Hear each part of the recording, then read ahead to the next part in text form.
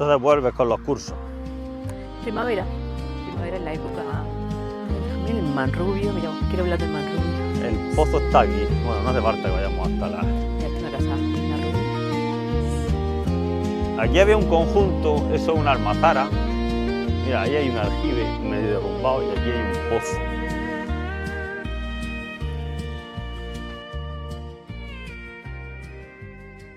Hemos venido aquí a la zona de Corbera, estamos en una finca que se llama Los Pelaos, que están recuperando ecológicamente desde algunos organismos, y estamos en el Hombre del Secano y hoy vamos a hablar de plantas. Dentro que el secano estaba íntimamente relacionado en todo el universo de las plantas, porque las plantas eran los que daban en sí el secano, y las plantas daban muchos recursos, tanto de madera como de utensilios de esparto, como de utensilios de muchos tipos.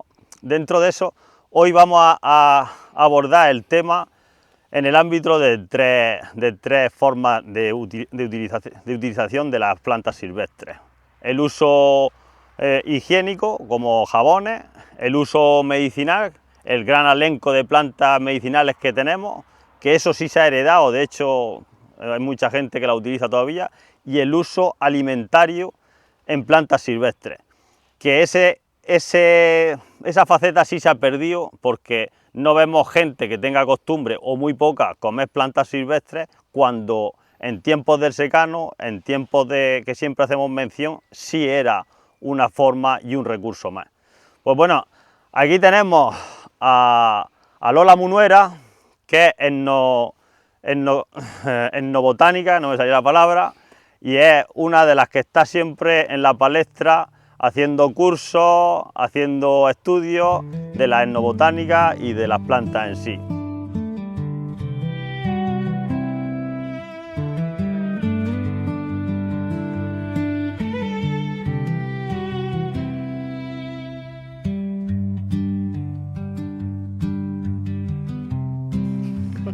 Hola. Buenas. Buenas tardes.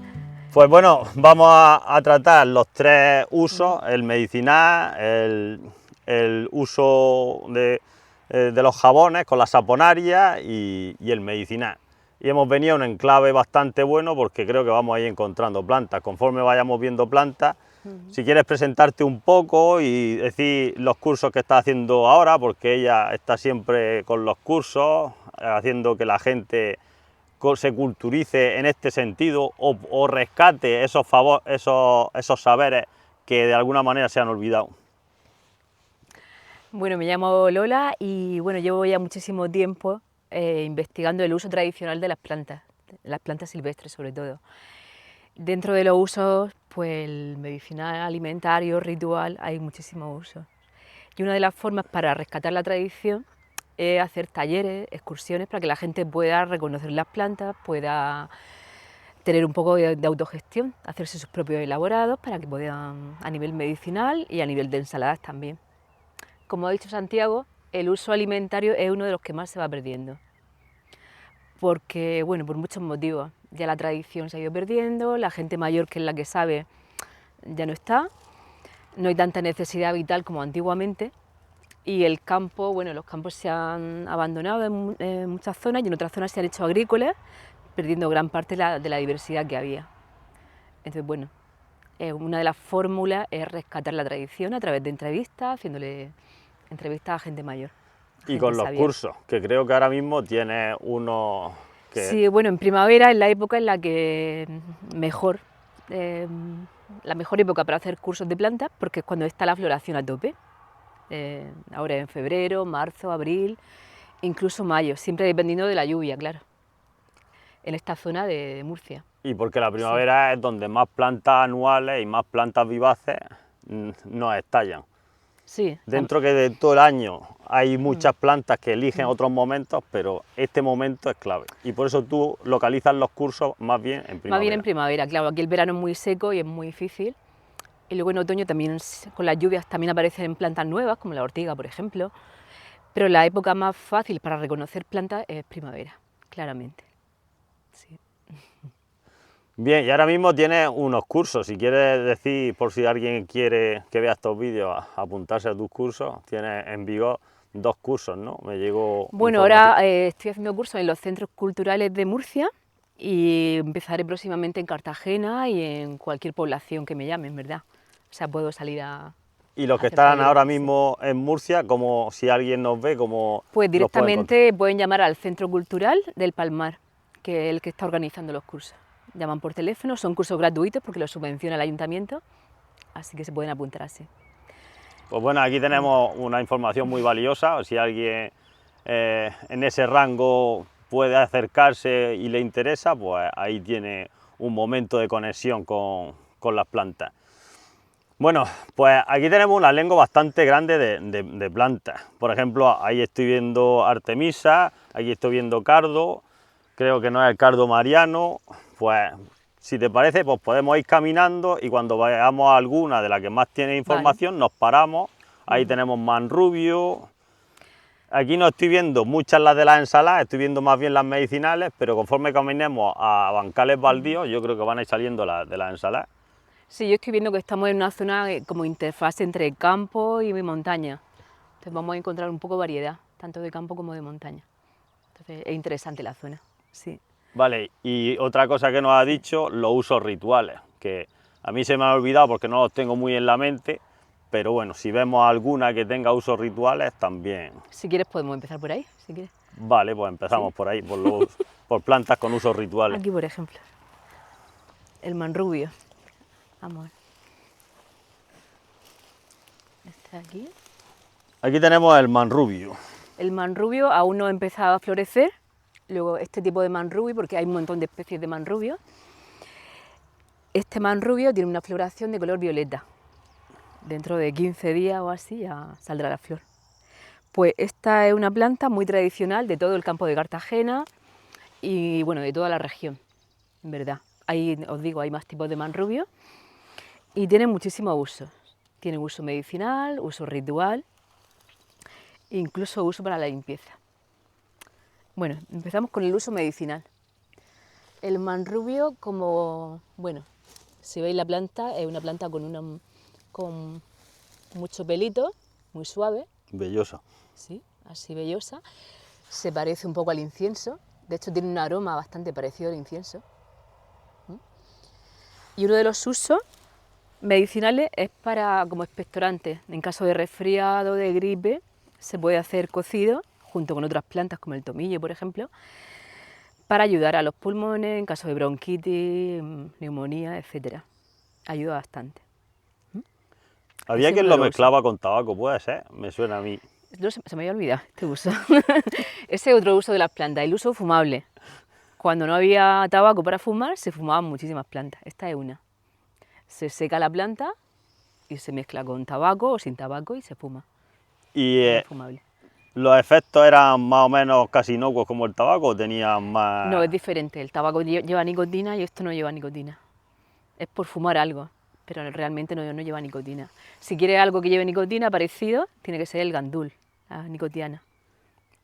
Pero Sí. entonces el gandul también vino con el tabaco, porque vino de América. Pero aquí cuando no estaban los tabacos, eran este tipo de plantas las que se fumaban. Se fumaban muchísimas, la jara también se fumaba. Y había Se alguna que fumaba. tuviera alguna ina, alguna sustancia Eh, que te sacara de sí. Las que se fumaban como tabaco, no, ninguna. Luego que se fumasen con otros efectos sí que había, Porque también teníamos como el beleño, como...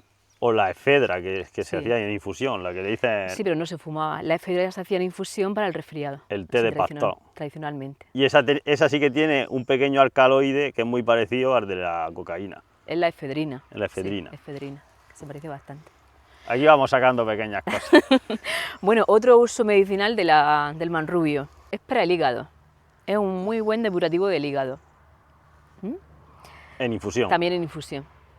Bueno, en infusión un poquito cocido, ¿vale? Porque es una planta muy dura, entonces se cuece un minuto o así. Pues el manrubio se usa para depurar el hígado. Y curiosamente, el uso ritual de la planta también es para limpiar el hígado. Coincide el uso medicinal con el uso ritual. Yo voy a contar lo que me decía mi abuela, porque esta planta la tenía mi abuela en la puerta de su casa.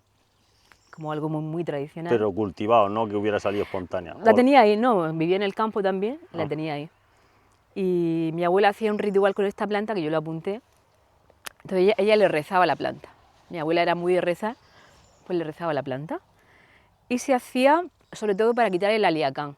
El aliacán es un mal del que se habla más sobre todo en el campo de Cartagena, que es cuando alguien está así muy nervioso y también muy deprimido, así como bipolar, cambiando.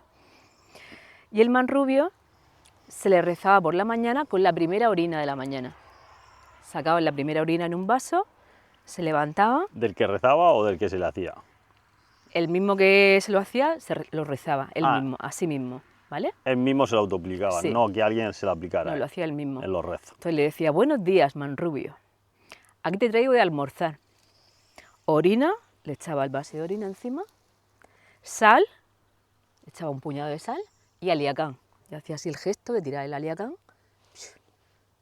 Y ya está. Y expulsaba su mal. Y la planta se supone que limpiaba el mal. Es una forma ritual. Y luego investigando en otras zonas de la región, en Caravaca, por ejemplo, que es el noroeste, que ya está muy, muy alejado de aquí, o sea que no había contacto entre la gente de aquí y la de allá, en aquella época, se hacía algo muy parecido. Pero el dicho era, buenos días, manrubio, aquí te traigo de almorzar, orina, pero me daban encima, sin vaso, unas miguitas de pan, se le echaba pan como una ofrenda, y aliacán, el mismo gesto. O sea, fijaros como en dos comunidades tan diferentes en las que las plantas varían incluso del nombre, el ritual es exactamente casi el mismo. Pero entonces se le daba un trato a la planta de semidios, ¿no? Porque se le estaba tratando de tú a tú. Sí, es una forma ritual de que sabías que la planta energéticamente te iba a ayudar. En vez de tomarla, pues se le daba el mal para que lo limpiase. Entonces ya por eso tenían la planta siempre en la puerta de la casa. La protegían para eso. De esos me han llegado a mí algunos. Ese no lo conocía, pero... Ese es muy de mi familia, pero te digo que lo he investigado en varias partes de la región y se repite como algo muy, muy, muy tradicional. Y curiosamente el aliacán, la gente que tiene aliacán, es gente que tiene el hígado muy alterado, gente que se pone muy amarilla. Y el uso medicinal de la planta es para el hígado. O sea, fijaos la interrelación que hay entre el uso ritual y el uso medicinal. Es interesante. Otro uso también puede ser a nivel de incienso. Se puede secar la planta y hacer un incienso, liarla y hacer un incienso para quemar también. Y se quema también lentamente como el incienso. Claro, la vas quemando y es otra forma de aprovechar el uso ritual de la planta, como una limpieza energética de la casa. Estos usos ya se han perdido o se están perdiendo el uso ritual y es muy difícil que la persona te cuente a la primera los usos rituales que hace en su casa. Normalmente se pasa a algún hijo, al hijo menor o algún hijo que tienen ya, pero no te lo sueltan a la primera, ¿eh? Hay que tener mucha confianza con la persona para que te lo cuente. Sí, se llevaba así como un poco... Sí. Como que no creían que los demás iban a creer en eso y entonces lo guardaban de familia en familia a... Sí, es porque no iban a creer y también por proteger el ritual, para que nadie lo soltase así a lo loco. Era una forma de cuidar. Sí, en mi casa yo recibí un ritual y es con la retama blanca, que es la que hay por aquí. Si tú tenías una hernia fuera de ombligo o de huesos no me ha llegado, pero sobre todo hernias en el estómago, dentro, o hernias de ombligo o llagas que no se te cerraban. Tú ibas a una retama blanca, le hacías un nudo y una vez que hacías el nudo tenías que mirar en el lado opuesto que estaba el nudo, irte sin mirar, sin volver la vista hacia la retama blanca y te ibas. Y en unos días, unas semanas, se te cerraba la... Pero en la misma planta no se cortaba, se dejaba ahí. Se dejaba y tú te olvidabas de volver a la planta. No tenías que mirar para atrás ni volver a ver la planta. Sí. Y eso se supone que... pues eso no lo conocía yo. Que se cerraba tu hernia fuera de ombligo, o fuera úlceras estomacales, o fuera llagas abiertas, porque hay llagas que se abren, o que te hacen un arañazo y están tiempo supurando. Pues ese tipo de males se curaba con ese rito. Y eso me lo contó mi abuela y me lo contó mi madre. Que ellos son de la zona de las tierras altas de Lorca. Mi madre era Zarcilla Totana y mi padre es de Coy. pues por allí se ve que ese rito estaba. Sí. Pero, como tú bien dices, yo no lo oí en vecinos por allí, lo oí porque se ve que eso se traslada, que tú se lo dices a tu hijo y tu hijo se lo tiene que decir al otro. Hombre, es como un compromiso de pasárselo luego a alguien para que no se pierda, o escribirlo de alguna forma. Porque si no las tradiciones al final se pierden, es lo que está pasando. Bueno, pues vamos a ver alguna otra plantita. Sí, por aquí